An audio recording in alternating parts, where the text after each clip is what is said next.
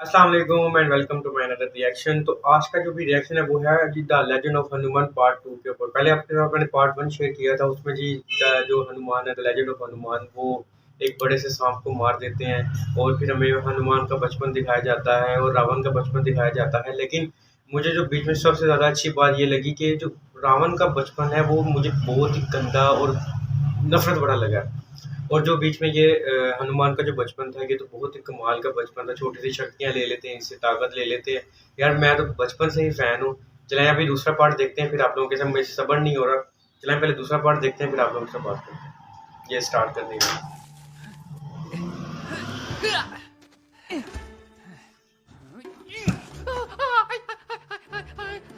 इस हुए नाक के भाग से थे कि मेरे हाथों नहीं पड़ा, वरना इतने टुकड़े होते। इसके नाक के या तुम्हारे? महाराज, ये डरपोक क्या नाक को मारेगा? नाक मारना तो कोई मुझसे सीखे। पहले चुटकुला मारना सीख, फिर नाक मारना। चलो।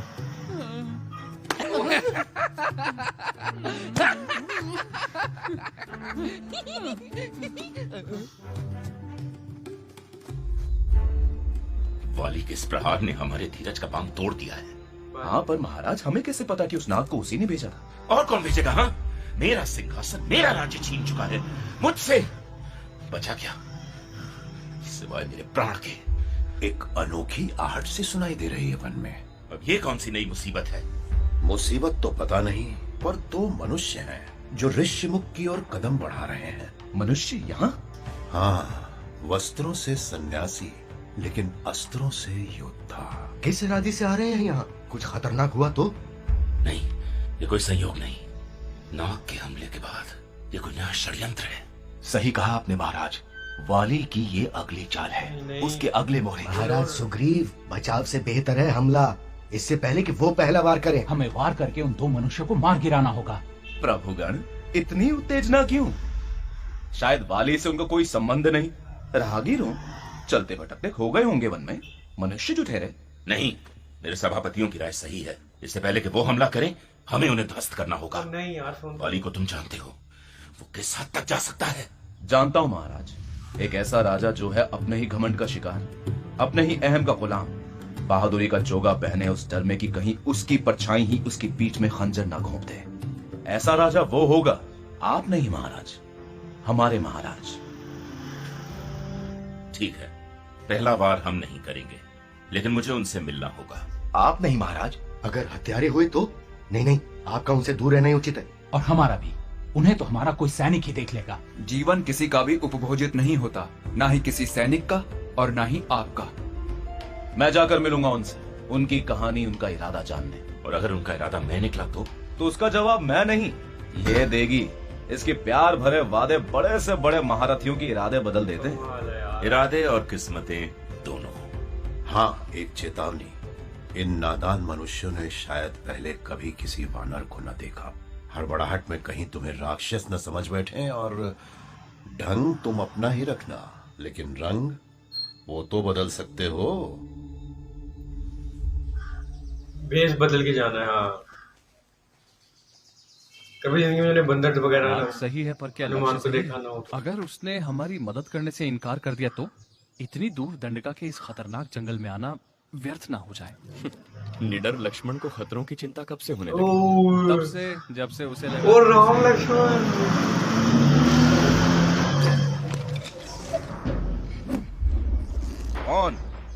कौन है वहां? सामने आओ, चेहरा दिखाओ अपना भाई। शुक्र मनाओ दद्दा कि मुझे तुम्हारा चेहरा दिख गया, वरना मेरा बाण आर होते ही पार हो जाते तुम। तो अजनबी राहगीरों से इस प्रेम से मिलते हो तुम? तो कौन बाण वाले भाई? मेरा नाम लक्ष्मण है और टहलने के लिए बगीचा होता है, जंगल नहीं। और तुम्हारा परिचय? ये जंगल ही मेरा बगीचा है, मेरा घर है, और मेरा नाम मेरा काम है, तुम्हारा नहीं। और तुम कौन हो?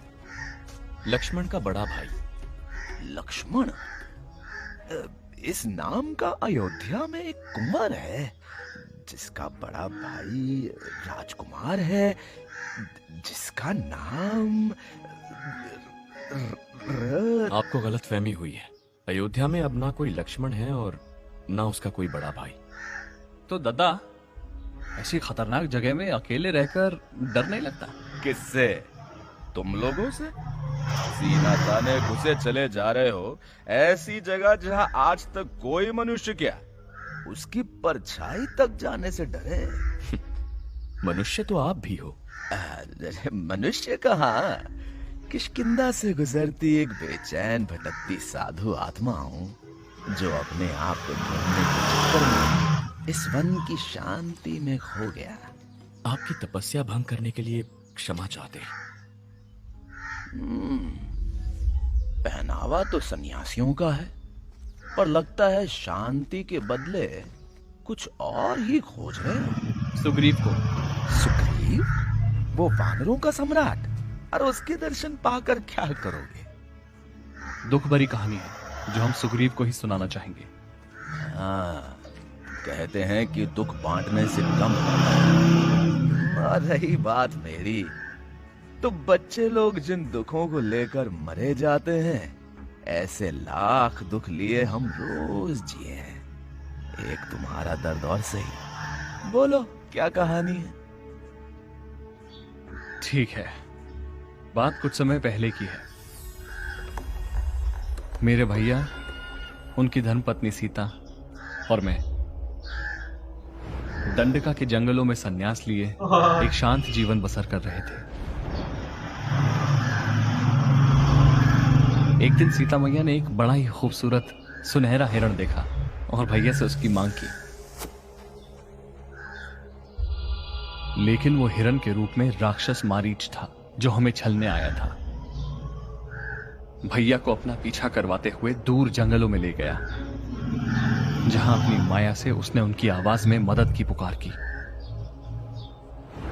जब सीता मैया ने उस आवाज को सुना तो उन्हें लगा भैया खतरे में हैं और मुझसे विनती की कि मैं जाकर उन्हें बचाऊं। और मैं गलती के उस क्षण में सीता मैया को कुटिया में अकेला छोड़ वन में चला गया। लेकिन जब मैं लौटा तब सीता मैया वहां नहीं थी। हमें पता चला कि उनका अपहरण करके एक राक्षस उन्हें विमान में दूर कहीं ले जा रहा था। और जब पक्षियों के राजा जटायु ने उन्हें बचाने का प्रयास किया तो उस दुष्ट ने उसके पंख उखाड़ के मरने छोड़ दिया। जटायु के आखिरी शब्द हमें इस दिशा में ले आए जहां कबंधा नामक एक गंधर्व से लड़कर हमने उसे उसके श्राप से मुक्त किया। धन्यवाद में कबंधा ने हमें सलाह दी कि सीता मैया को खोजने के लिए इस जंगल में वानर सम्राट सुग्रीव ही हमारी सहायता कर सकता है। तो ये महाराज थी हमारी कहानी। सुन और समझ ली हो तो कृपया सुग्रीव का पता समझा दीजिए। तुम योद्धाओं की आप बीती में दर्द और धोखा दोनों है, लेकिन शायद सुग्रीव इसका हिस्सा ना बने, क्योंकि उसके हिस्से में ये कष्ट तो पहले से ही है। और जिसका सब कुछ दांव पर लगा हो वो एक हारी हुई बाजी में हाथ क्यों डाले? हारी हुई बाजी? बाजी हम हारे हैं या नहीं, लेकिन हिम्मत कभी नहीं हारे। सीता के बिना मेरा नाम, मेरा अस्तित्व अधूरा है। आप समझ रहे हैं ना? समझना मुझे नहीं, आपको है। मेरे महाराज सुग्रीव इस दशा में नहीं कि तुम्हारी मदद करें। तो फिर हम उनकी मदद करेंगे। आए तो थे उनके सहारे के लिए, लेकिन उनका खोया साम्राज्य वापस दिलाने के लिए अब उनके साथ खड़े होंगे। दूध से जला छाछ भी फूंक कर पीता है सुग्रीव या मैं? किसी राह चलते अजनबी की बातों का भरोसा क्यों करो? क्योंकि तुम भी उसी राह पर चल रहे हो जिस पर मैं चल रहा हूं। मैं यानी? मैं यानी राम।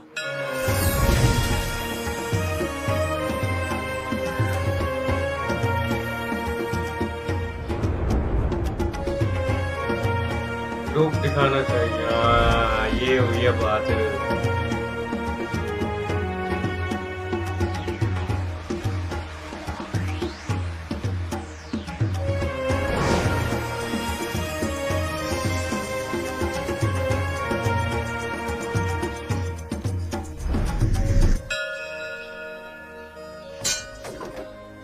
सच बताओ, कौन हो तुम? एक मित्र, तुम्हारा मित्र, तुम्हारे महाराज सुग्रीव का मित्र। भैया, क्या प्राणी है ये? ये एक वानर है, मैं राम हूँ, अयोध्या का राजकुमार, और ये मेरा छोटा भाई लक्ष्मण। इस छल के यार लिए मेरे माफ कर दें मुझे। गूज़बम्प। मैं बस परखने आया था कि आप महाराज सुग्रीव के दोस्त हैं या दुश्मन। तो क्या कहती है तुम्हारी परख? बात अचरज की है, लेकिन आपसे मिलकर ऐसा लगता है कि मुझे आपकी नहीं अपनी परख हो गई है। आज तक मैं एक अधूरेपन, एक प्यास में जी रहा था जो अब जाकर संपूर्ण होगी। उस विशाल सागर की गहराई में समाकर जिसकी मैंने केवल एक लहर को देखा है।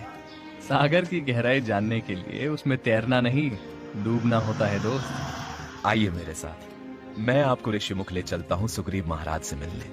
उससे पहले अपना परिचय तो दे दो। दो अनजान यात्रियों के प्रति इतनी उदारता और विश्वास दिखाने वाले कौन हो तुम? मैं हूं हनुमान। यार मजा आ गया यार मुझे तो ये देख के, क्योंकि मैं एक्चुअली बचपन से ही इसका फैन हूँ, बचपन से ही हनुमान का, लॉर्ड राम का। क्योंकि बचपन से जब हमारे पास कार्टून नहीं होता देखने के लिए, डोरेमोन नहीं था, फिर हम लोग ये देखते थे कि टीवी पे यही लगता था। तो यार अभी तक मुझे यकीन नहीं हो रहा, मेरे गूज बम्स खड़े हो गए हैं कि जी यार ये इतना उन्होंने दिखा दिया उसको कि तुम ये थे, सूरज को खाने लगे थे, राम को, चांद को खत्म करने लगे थे, पूरी दुनिया निस्तो नबूद करने लगे थे। लेकिन फिर लॉर्ड राम हमें दिखाए जाते हैं, लॉर्ड राम की वो पूरी स्टोरी दिखाई जाती है कि कैसे ये दोनों मिलेंगे, फिर वो आगे उनको कर रहा है, प्रणाम कर रहा है। I love this movie, I love this sequel, I love this dialogues. मुझे तो मज़ा आ गया यार। ये था मेरा आज का रिएक्शन। अगर आप लोगों को पसंद आया हो तो प्लीज़ इस चैनल को सब्सक्राइब कर लें, मेरी वीडियो को लाइक कर दें, बाकी वीडियोस को भी लाइक कर दें। मिलते हैं अगली वीडियो में, अभी के लिए दे इजाज़त। अल्लाह हाफ़िज़।